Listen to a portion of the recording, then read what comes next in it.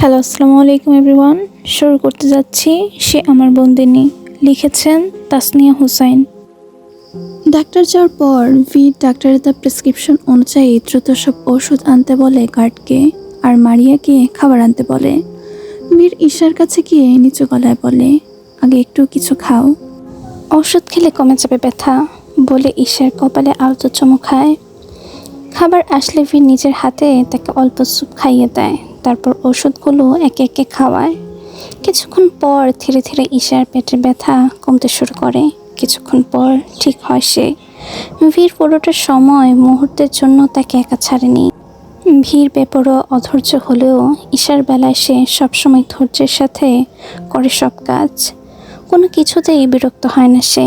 ঈশা একটু স্টেবল হতেই উঠে দাঁড়ায়। তাকে বাইরে যেতে হবে, কাজ আছে।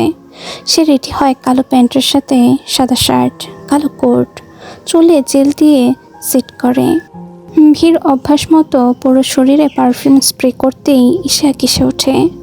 মুখ চেপে ধরে দ্রুত পাশ ফিরে সে। তার চোখ মুখ কুঁচকে আছে, যেন সাথে সাথেই বমি চলে আসবে। সাথে সাথে ঘুরে তাকায়, আবার কি হয়েছে? সে দ্রুত ঈশার দিকে এগিয়ে আসে। শরীর আবার খারাপ করছে, ডাক্তার ডাকবো? কিন্তু কাছে আসতে ঈশা তাড়াতাড়ি হাত তুলে থামায়। সরুন সরুন প্লিজ। থেমে যায়, তার চোখে স্পষ্ট বিস্ময়। ঈশা বিরক্ত গলায় মুখ চেপে ধরে বলে, আপনার পারফিউমের গন্ধে আমার বমি আসছে, ধরে যান। কয়েক সেকেন্ড তাকিয়ে থাকে, যেন কথাটা বিশ্বাসই করতে পারছে না। তারপর শক্ত অবিশ্বাস ভরা গলায় বলল, এই পারফিউমের দাম জানো তুমি? এটা বাংলাদেশি টাকায় 2,50,00,000 টাকা। কথা শেষ করার আগেই ঈশা আবার চোখ মুখ কুঁচকে ফেলে। এক হাত দিয়ে পেট চেপে অন্য হাতে মুখ ঢেকে রাখে। থেমে যায়, তার বিরক্তি ধীরে ধীরে মিলিয়ে গেল। কারণ সে বুঝতে পারে ঈশা ইচ্ছে করে করছে না, সত্যি তার সমস্যা হচ্ছে। গভীর শ্বাস ফেলে, তারপর আর একটাও কথা না বলে চুপচাপ পারফিউমের বোতলটা টেবিলে রেখে রুম থেকে বেরিয়ে যায়। কারণ এই মুহূর্তে সে যতক্ষণ রুমে থাকবে ঈশার ততক্ষণ কষ্ট হবে। আজ পুরো যমুনা ফিউচার পার্ক আলোয় ঝলমল করছে। উইকেন্ড হওয়ায় মানুষের ভিড়ও স্বাভাবিকের চেয়ে অনেক বেশি। চারদিকে রঙিন আলো, বড় বড় ব্র্যান্ডের শোরুম, মানুষের কোলাহল, শিশুদের হাসির শব্দ, সব মিলিয়ে এক উৎসবমুখর পরিবেশ। এই ভিড়ের মাঝেও একসাথে প্রবেশ করলো রহমান পরিবারের সব মেয়েরাই আজ এসেছে বিয়ের শপিং করতে। তাদের সাথে এসেছে রাহির বাবা মা আর বোনেরাও। আজ সবচেয়ে বেশি খুশি রাহি। তার মুখের হাসিটা কিছুতেই থামছে না। চোখে মুখে এমন এক উজ্জ্বলতা যা বহু বছর পর ফিরে এসেছে তার জীবনে। কারণ আজ তার বহুদিনের স্বপ্ন পূরণ হতে চলেছে। অবশেষে সে আদ্রিয়ানকে নিজের করে পাবে, যে মানুষটাকে সে এক সময় হারিয়ে ফেলেছিল, যাকে পাওয়ার সব আশা ধীরে ধীরে ছেড়ে দিয়েছিল। আর এখন সেই মানুষটাই তার হতে যাচ্ছে। একসময় যখন সাফা আপু আর আদ্রিয়ানের প্রেমের সম্পর্ক তার কথা জেনেছিল, বিয়ের কথা ঠিক হয়েছিল, তখন রাহি নিজেকে পুরোপুরি গুটিয়ে নেয় তাদের থেকে। হাসি খুশি মেয়েটা একদম চুপচাপ হয়ে গিয়েছিল। নিজের অনুভূতিগুলো বুকের ভেতর লুকিয়ে রেখে দূরে সরে গিয়েছিল সবার কাছ থেকে। কিন্তু ভাগ্য মানুষকে কোথা থেকে কোথায় এনে দাঁড় করায় সেটা কেউ জানে না। যাকে পাওয়ার আশা সে অনেক আগেই ছেড়ে দিয়েছিল, আজ তাকে সে নিজের জীবনের সঙ্গী হিসেবে পেতে যাচ্ছে। ভাবতে রাহির বুকের ভেতর আনন্দে কেঁপে উঠছে। সে মনে প্রাণে বিশ্বাস করে একদিন সব ঠিক হয়ে যাবে, একদিন আদ্রিয়ানও তাকে ভালোবাসবে। এই বিশ্বাসটুকু নিয়ে সে নতুন স্বপ্ন বুনছে। শুরু হয় বিয়ের শপিং। একটার পর একটা শোরুম ঘুরতে লাগলো সবাই। রাহির জন্য কেনা হয় সোনার গহনা, নেকলেস, কানের দুল, চুড়ি, টিকলি, সব কিছু পছন্দ করছে বড়রা। তারপর বেছে নেওয়া হয় বিয়ের শাড়ি। লাল রঙের ভারী কাজ করা শাড়িটা রাহির গায়ের সাথে ধরতেই সবাই মুগ্ধ হয়ে তাকিয়ে থাকে। রেহেনা বেগম মেয়ের সুখ দেখে শুকরিয়া আদায় করেন। রাহির লজ্জায় গাল লাল হয়ে উঠেছে সবার কথায়। আদ্রিয়ানের জন্য নেওয়া হয় শেরওয়ানি, গাঢ় রঙের রাজকীয় ডিজাইন। রাহির বোনেরা সেটা নিয়ে মজা করতে শুরু করে। দুলাভাইকে এটা পড়লে সিনেমার হিরোর মতো লাগবে। তাদের কথায় সবাই হেসে ওঠে। শুধু বিয়ের জিনিসেই থামেনি কেনাকাটা, পরিবারের সবার জন্যই জামা কাপড় কেনা হয়। কেউ শাড়ি দেখছে, কেউ থ্রি পিস, কেউ আবার বাচ্চাদের পোশাক নিয়ে ব্যস্ত। সব মিলিয়ে আনন্দে ভরেছিল পুরো সময়টা। সবাই যখন নিজেদের কেনাকাটায় ব্যস্ত, তখন হঠাৎ করে সাইমা রহমানের চোখ পড়ে একটা বেবি পিঙ্ক রঙের গাউনের উপর। তিনি কিছুক্ষণ স্থির হয়ে তাকিয়ে রইলেন সেই দিকে, তারপর এগিয়ে গেলেন গাউনটার কাছে। নরম কাপড়ের উপর আলতো করে হাত বুলিয়ে দিলেন তিনি। তার ঠোঁটে ক্ষীণ একটা হাসি ফুটে উঠল ঠিকই, কিন্তু বুকের ভেতরটা যেন মোচড় দিয়ে উঠল তীব্র শূন্যতায়। এই রংটা তার মেয়ের সবচেয়ে পছন্দের ছিল। যদি আজ মেয়েটা এখানে থাকতো, তাহলে নিশ্চয়ই গাউনটা নেওয়ার জন্য জিদ ধরে বসে থাকতো। হাত বাড়িয়ে ধরে বলতো, আম্মু প্লিজ, এটা আমাকে কিনে দাও না। সে যদি না দিত, তাহলে মেয়ে গাল ফুলিয়ে তার বাবাকে ফোন দিবে। আর বাবা সে ফোন দিয়ে আমাকে কথা শুনিয়ে বলতো, মেয়ে যেটা বলছে সেটা কিনে দাও, টাকার চিন্তা তোমার করতে হবে না, আমার মেয়ে যা চায় তাই দাও। হঠাৎ করে সাইমা রহমানের বুকের ভেতর কেমন করতে থাকে। কতদিন হয়ে গেল মেয়ের জন্য কিছু কেনা হয় না, তার মেয়েটাও আর বায়না ধরে না। কথাগুলো মনে হতেই তার চোখ ভিজে ওঠে। তিনি দ্রুত চোখের কোণের পানি মুছে ফেলেন, যাতে কেউ না দেখে ফেলে। তারপর আবার কাউন্টার দিকে তাকালেন। কি মনে করে ধীর গলায় দোকানদারকে বলেন, এটাও প্যাক করে দিন। রাত প্রায় 2টো। বীরের প্রাইভেট অফিসের কাজ ঘেরা রুমটা অন্ধকারে ডুবে। শুধু ডেস্কের ওপরে রাখা ল্যাপটপটা আলো তার মুখের অর্ধেকটা আলোকিত করে রেখেছে। হাতে ওয়াইনের গ্লাস, চোখ ল্যাপটপের স্ক্রিনে। কাজে ব্যস্ত সে। আর অনেক পেন্ডিং কাজ রয়েছে, অনেকগুলো ডিল। হঠাৎ দরজা ধাক্কা দিয়ে ভেতরে ঢুকে পড়ে নিক। তার মুখ অস্বাভাবিক গম্ভীর। ভিড়, সমস্যা হয়েছে। বীর ধীরে চোখ তুলে। তার দৃষ্টি ঠান্ডা। পোর্টে আমাদের শিপমেন্ট আটকে গেছে। এক মুহূর্তে বীরের চোখের রং বদলে যায়। বীরের আঙুলের ফাঁকে থাকা গ্লাসটা শক্ত করে ধরে। কত টাকার? এনরিকো এবার সামনে এগিয়ে আসে। কয়েকশো কোটি, পুরো চালানটাই। পরের সেকেন্ডে চেয়ার ঠেলে উঠে দাঁড়ায় বীর। তার চোখে সেই ভয়ঙ্কর শান্ত রাগ। কে আটকে দিয়েছে? Special task force. নতুন অফিসার এসেছে, কারো কথা শুনছে না। বীর হালকা হাসে, কিন্তু সেই হাসিতে উষ্ণতা নেই। নতুন, এজন্যই এই দুঃসাহস করার সাহস পেয়েছে। সমস্যা নেই, তার জায়গা আমি তাকে দেখিয়ে দিব। হয় মানবে, না হয় মরবে। গাড়ি বের করো, শক্ত গলায় বলে বীর।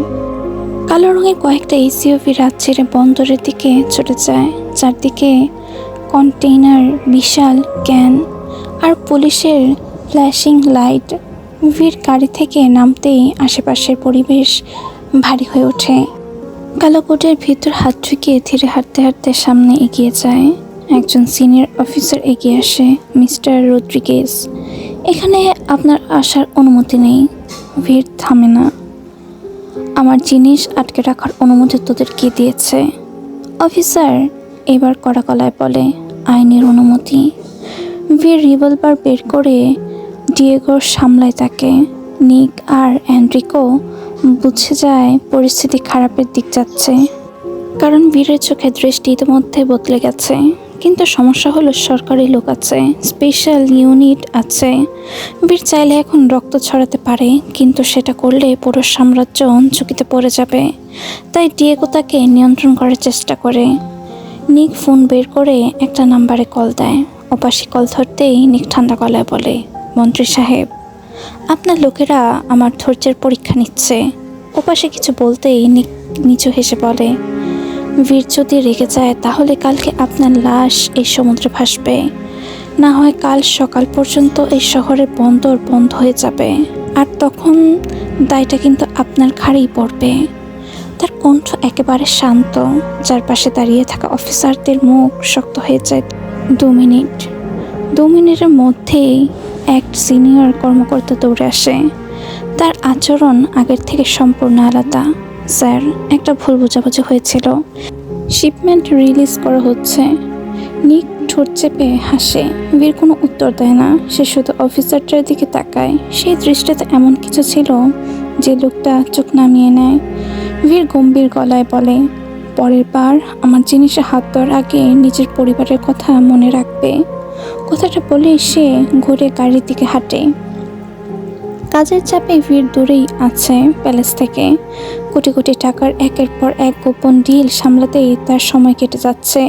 চেয়েও সে যেতে পারছে না সেই ডিলগুলো যেগুলোর নাম প্রকাশ পেলেই পুরো শহর কেঁপে উঠবে। আন্তর্জাতিক পর্যায়ে অবৈধ বাণিজ্য নিষিদ্ধ, প্রযুক্তি লেনদেন, গোপন অস্ত্র পাচার, প্রভাবশালী শক্তিগুলো যেখানে গোপন অর্থনৈতিক সমঝোতা, কোটি কোটি নয় হাজার কোটি টাকার হিসাবও মিলাতে ব্যস্ত সে। এটা সবচেয়ে বড় ডিল। বীর চাইছে না এটা কোনো হেরফের হোক, তাই সে নিজেই সামলাচ্ছে। তার প্রতিটি পদক্ষেপ এখন সময়ের বিরুদ্ধে দৌড়। বাইরে থেকে যতটা স্থির মনে হয়, ভেতরে ততটাই ঝড় চলছে। প্যালেসে ফিরতে না পারলেও ঈশার প্রতিক্ষণের হিসাব সে রাখে। সমুদ্র আজ অদ্ভুতভাবে শান্ত, যেন গভীর নীল পানির নিচে গোপন সত্য লুকিয়ে আছে। সেই নীরবতার মাঝে ভেসে আছে একটি বিশাল জাহাজ, দ্য ব্ল্যাক ভাসেল। দূর থেকে এটাকে সাধারণ কার্গো শিপ মনে হলেও কাছে এলে বোঝা যায় এটি কোনো সাধারণ জাহাজ নয়। এটি এক ভাসমান সাম্রাজ্য যেখানে আইন নেই, আছে শুধু শক্তি আর গোপন চুক্তির হিসাব। জাহাজের ভেতরে আলো খুব কম। হলুদ ম্লান বাতিগুলো ধাতব দেওয়ালে পড়ে ছায়া তৈরি করে, আর সেই ছায়ার মাঝেই চলছে অদৃশ্য এক বাস্তবতা। ভিড় দাঁড়িয়ে আছে জাহাজের উপরের দিকে, তার চোখ সামনে বিস্তৃত সমুদ্রের দিকে, কিন্তু মন পুরোপুরি অন্য কোথাও। তার হাতে থাকা ট্যাবলেটে ভেসে উঠছে ঈশার ঘুমন্ত মুখশ্রী। বুকের ভেতরে চলছে বীরের একবার ছুঁয়ে দেওয়ার তৃষ্ণায়। বিরক্ত সে। কোন দিন এগুলো শেষ করবে আর কোন দিন সে ফিরে যাবে তার প্রাণের কাছে। এদিকে ডিগো এনক্রিপ্টেড ডাটা, রুটম্যাপ, সময়সূচি আর কয়েকটি কোডের নাম দেখছে। আজ তার দায়িত্ব হলো একটি শিপমেন্ট পৌঁছে দেওয়ার জায়গার মতো। তার পাশে নিকো দাঁড়িয়ে আছে, সবসময়ের মতো শান্ত কিন্তু সতর্ক। এন্ড্রিকো নিচে কন্ট্রোল রুম থেকে যোগাযোগ সামলাচ্ছে। রেডিওতে মাঝে মাঝে ভাঙা ভাঙা কোড শোনা যায়। ভাসেলের ভেতরে এই মুহূর্তে সবচেয়ে গুরুত্বপূর্ণ কাজ চলছে চালান নিয়ে। বাইরের দুনিয়ার কাছে এটি সাধারণ মালামাল মনে হলেও বীর জানে প্রতিটি কন্টেনারের ভেতর কি আছে। বীর নিচে নামে। ধাতব সিঁড়িতে তার পায়ের শব্দ প্রতিধ্বনি হয়ে পুরো করিডোরে ছড়িয়ে পড়ে। নিচে একটি ছোট কক্ষে বসে আছে দলের টেকনিক্যাল ইউনিট। সেখানে বড় স্ক্রিনে জাহাজের লাইভ অবস্থা দেখাচ্ছে। নীল রেখা সমুদ্রের উপর দিয়ে এগিয়ে যাচ্ছে, মাঝে মাঝে লাল বিন্দু ঝিলিক দিচ্ছে সম্ভাব্য নজরদারির সংকেত হিসেবে। বীর নির্দেশ দেয়, এই রুটে 20 মিনিট ডিলে দাও, সামনে পেট্রোল শিপ আছে। তারপর সবাই দ্রুত কাজ শুরু করে। কেউ সিগন্যাল ব্লক করছে, কেউ বিকল্প পথ ক্যালকুলেট করছে। এই জাহাজে সময়ের ধারণা আলাদা। দিনরাত মিশে যায় সমুদ্রের মাঝে আটকে থাকা এই ভাসমান ঘাঁটিতে। বীরকে আরও থাকতে হবে কয়েকদিন, তার কাজ শেষ না হওয়া পর্যন্ত। ঘুম আসছে না, বীরের সিগারেট ধরায় সে। বীর আবার ডেকে এসে দাঁড়ায়। সমুদ্রের বাতাস তার শরীরে লাগছে। বীরকে দাঁড়িয়ে থাকতে দেখে নিক এসে পাশে দাঁড়ায়। সব ঠিক আছে ব্রো, বীর শুধু বলে। এখন পর্যন্ত তো সব ঠিক আছে। আলো আধারি মাধ্যমে দাঁড়িয়ে বীর আর নিক দুজনের চোখের একই অস্থির আগুন। নিক নিচু গলায় বলে, তুমি চলে যাও ব্রো, আমি সামলে নিব, ডোন্ট ওয়ারি। আমি জানি এই ডিলটা তোমার জন্য কতটা ম্যাটার করে। এখন যে কোনো কিছু হয়ে যেতে পারে নিক, এটা আমার অনেক বছরের সাধনা। তার কণ্ঠ চাপা কিন্তু চোখে দৃঢ়তা। নিক কিছু বলে না, আর সে জানে 1000বার বললেও বীর যাবে না। হঠাৎই নিক বলে, ব্রো, আমাদের চালানের ইনফরমেশন কিভাবে পেল ওরা? আমার মনে হচ্ছে আমাদের খুব কাছের কেউ আমাদের সাথে বিশ্বাসঘাতকতা করছে। বীরের মুখ শক্ত, সে ঠান্ডা গলায় বলে, কিন্তু কার এত বড় সাহস আমার গ্যাংয়ের থেকে আমার সাথে বিশ্বাসঘাতকতা করবে, যে জায়গায় জানে ধরা পড়লে মৃত্যু নিশ্চিত। কিন্তু এই যে আমাদের একটার পর একটা জায়গা, বিজনেস রুট টার্গেট করা হচ্ছে, এগুলোর ইনফরমেশন ওরা কিভাবে পাচ্ছে? ভেতরে কেউ ছাড়া এটা সম্ভব না তো ব্রো। বাতাসে সিগারেটের ধোঁয়া মিশে যায়। বীর একদম স্থির, যেন আবেগহীন বরফের টুকরো। তার ঠান্ডা কণ্ঠ আবার শোনা যায়, আমি শুধু এই ডিলটার জন্য চুপ ছিলাম। এটা শেষ হোক, তারপরে দেখ। নিক তখন একটু ইতস্তত করে, তারপর চোখ তুলে জিজ্ঞেস করে, ব্রো, একটা রাইফেলের দাম কত? বীর নিকের বিস্মিত মুখ দেখে। ধোঁয়া ছাড়তে ছাড়তে সে বলে, 15 লক্ষ। নিক দ্রুত হিসাব করতে থাকে। বীর রাতের অন্ধকারে তাকিয়ে আছে। নিক বলে, একটা কন্টেনারে যদি 200 পিস থাকে, তাহলে একটা কন্টেনারের দাম 30 কোটি টাকা। সে থেমে যায়, তারপর চোখ বড় করে হিসাব শেষ করে। তাহলে 500 কন্টেনারের দাম হিসাব করলে দাঁড়ায় 200 গুণ 15 লক্ষ, মানে 30 কোটি। 500 গুণ 30 কোটি মানে 15,000 কোটি টাকা। নিকের চোখে এবার সত্যিকারের শখ। বীর শুধু তাকিয়ে থাকে। এই অঙ্ক তার কাছে শুধু একটা সংখ্যা। নিক বড় বড় চোখ করে বীরের দিকে তাকায়। বীর তার রিয়েকশন দেখে হালকা হাসে, তারপর সিগারেটের ধোঁয়া বাতাসে ছেড়ে দিয়ে ঠান্ডা স্বরে বলে ওঠে, তুই এটার হিসাব করছিস? হোয়াইট গোল্ড আছে, কোকেন আছে, এসবের হিসাব তোর মাথায় ঢুকবে না। তুই প্যালেসের সিকিউরিটির দিকে নজর দে। স্পেশাল ফোর্স আনা, সবার ফোন ট্রেস কর, সবার। অনেক হয়ে গেছে এই লুকোচুরি। দূরে দাঁড়িয়ে নিঃশব্দে ওদের সব কথা শুনছিল মেটিয়াস। চারপাশে শুধু উত্তাল সমুদ্রের গর্জন, পানির ওপর ভেসে থাকা বিশাল কার্গো জাহাজ আর রাতের ঠান্ডা বাতাস। কিন্তু তার চোখে মুখে কোনো অনুভূতি নেই। নিক কিছুই জানে না। সে এখনও ভাবে এই ডিলের প্রতিটা তথ্য শুধু বীরের হাতে সীমাবদ্ধ। কিন্তু সত্যিটা ভিন্ন। এই পুরো ডিলের শুরু থেকে শেষ পর্যন্ত সবকিছু জানে মেটিয়াস। লুকা মাতেও অনেক চেষ্টা করেছে এই চালানটা আটকাতে। পুরো কার্গো লুট করার পরিকল্পনাও তৈরি ছিল তাদের। সমুদ্রে মাছে রক্ত ঝরানোর প্রস্তুতি নিয়ে রেখেছিল তারা, কিন্তু বীরের উপস্থিতি সব প্ল্যান নষ্ট করে দেয়। বীর থাকলে কোনো ফাঁক থাকে না। তার চোখ এড়িয়ে এখানে কিছু করা সম্ভব না। সমুদ্রের অন্ধকারেও তার দৃষ্টি ছুরির মতো ধারালো। তবু ম্যাটিয়াস জানে এই খেলায় শেষ চালটাই আসল। বীর তাকে বিশ্বাস করছে, আর এটাই তার ধ্বংসের কারণ হবে। বীরকে সরিয়ে দিতে পারলেই সব শেষ। এই সাম্রাজ্য, এই হাজার হাজার কোটি টাকা, এই অস্ত্র, সোনা, গোপন রুট, ক্ষমতা, সব কিছুর মালিক হবে সে। মেটিয়াস একটু দূরে সরে আসে, তারপর কোটের ভেতর থেকে ছোট একটা চিপ বের করে। আরেক হাতে কালো রঙের স্যাটেলাইট ফোন।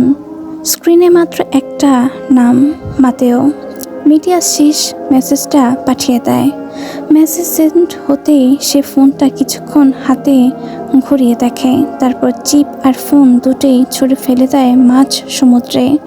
অন্ধকার পানির নিচে মুহূর্তেই হারিয়ে যায় সব প্রমাণ। মেটিয়াস ধীরে ধীরে মাথা তুলে সামনে তাকায়। দূরে দাঁড়িয়ে আছে বীর। সমুদ্রের কোলে বাতাসে উঠছে তার কোট, আর মেটিয়াসের ঠোঁটে ফুটে ওঠে শীতল ভয়ঙ্কর এক হাসি। এখন শুধু শেষ কুটি চালার পালা। ভারী ধোঁয়ায় ঢেকে আছে পুরো রুম। দামি সিগারেটের গন্ধ, অ্যালকোহলের তীব্রতা, আর চারপাশে ছড়িয়ে থাকা অস্ত্র, সব মিলিয়ে জায়গাটা অন্ধকার। আন্ডারওয়ার্ল্ডের দুই ভয়ঙ্কর লোক বসে আছে সেখানে, লুকা আর মাতেও। আশেপাশে আরও অনেক টেবিলের ওপর রাখা ক্রিস্টালের গ্লাসে ধীরে ধীরে বরফ গলছে। মাতেও নিঃশব্দে গ্লাসটা হাতে ঘোরাচ্ছে, আর লুকা বিরক্ত চোখে সামনে তাকিয়ে আছে। হঠাৎ লুকা ঠোঁট পাকিয়ে বলে, এই মেটিয়াস বেশি উঠছে। তার কণ্ঠে বিরক্তি স্পষ্ট। অনেকদিন ধরে জমে থাকা রাগটাকে আটকে রাখছে সে। নিজেকে এমনভাবে চালাচ্ছে যেন পুরো খেলাটা ওই চালায়। মাতেও ধীরে ধীরে গ্লাসে চুমুক দেয়। তার চোখে বরফের মতো ঠান্ডা স্থিরতা। উঠতে দাও, এখন আমাদের ওকে প্রয়োজন। কথাটা বলে ঠান্ডা চোখে সামনে তাকায় মাতেও। প্রয়োজন শেষ হলে সবার আগে ওকেই শেষ করব। মাতেওর কথা শুনে লুকার ঠোঁটে নিষ্ঠুর হাসি ফুটে ওঠে। তারপর দুজনে একসাথে গ্লাস উঁচু করে চিয়ার্স করে। এক চুমুকে ড্রিঙ্ক শেষ করে লুকা সোফায় হেলান দেয়। তার চোখে স্পষ্ট রক্ত পিপাসা। গম্ভীর গলায় বলে সে, এবার মুখোমুখি হওয়ার পালা। বাইরে বজ্রপাতের আলো এক মুহূর্তের রুমে আলোকিত করে গেল। সেই আলোয় দুজনের মুখ আরো ভয়ঙ্কর দেখায়। লুকা টেবিলের উপর রাখা বন্দুকটার দিকে তাকায়, হয়তো ভিড় থাকবে, না হলে ওর নাম মুছে আমাদের জায়গা তৈরি হবে আন্ডারওয়ার্ল্ডে। মাতেও কোনো উত্তর দেয় না, সিগার জ্বালায়। তারা দুইজন জানে আন্ডারওয়ার্ল্ডের সিংহাসন একটাই, আর সেখানে জায়গা করে নিতে হলে কাউকে না কাউকে মরতেই হবে, আর তাদের জন্য বীরকে মরতে হবে। এমন সময় রুমে ঢুকে এক সুন্দরী লাস্যময়ী মেয়ে। লুকা মাতেও দুজনেই চোখ চিকচিক করে ওঠে। তাদের এখন শান্তি প্রয়োজন। লুকা উঠে দাঁড়ায়।